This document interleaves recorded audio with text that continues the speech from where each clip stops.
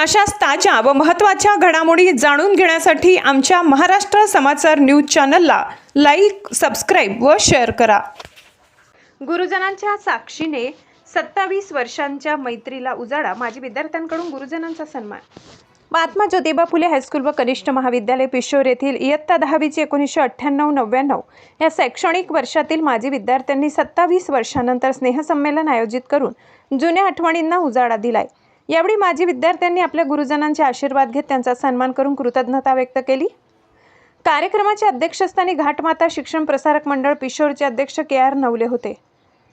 प्रमुख पाहुणे म्हणून विद्यालयाच्या विद्यमान प्राचार्य अर्चना नवले वाघ, माननीय प्राचार्य पी.एम. डहाके, व्याख्याते तथा लेखक डॉ. संजय गायकवाड, अवचितराव जाधव, नारायण जाधव, माजी प्राचार्य V S. Landge sir, Vijay Wagh, Shri J S. Patil, Raju Hinje, Umakant Pishorkar, Rajesh Bhavsar, D D. Need, Laxman Palad, Sahebrao Pawar, Sayyad यांच्यासह अनेक गुरुजन उपस्थित होते। कार्यक्रमाच्या सुरुवातीला महात्मा फुले यांच्या प्रतिमेचे पूजन करण्यात आले। त्यानंतर उपस्थित गुरुजनांच्या हस्ते 27 वर्षांच्या गुरुशिष्य नात्याची सुवर्ण भेट म्हणून केक कापून आनंदोत्सव साजरा करण्यात आलाय।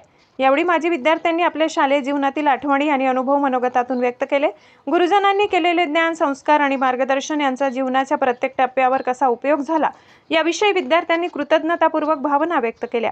विद्यालयातून शिक्षण घेतलेले विद्यार्थी आज डॉक्टर, वकील, शिक्षक, अभियंते, राजकीय क्षेत्रातील कार्यकर्ते, शेतकरी, उद्योजक अशा विविध क्षेत्रात उल्लेखनीय कार्य करत असल्याचे सांगण्यात आले।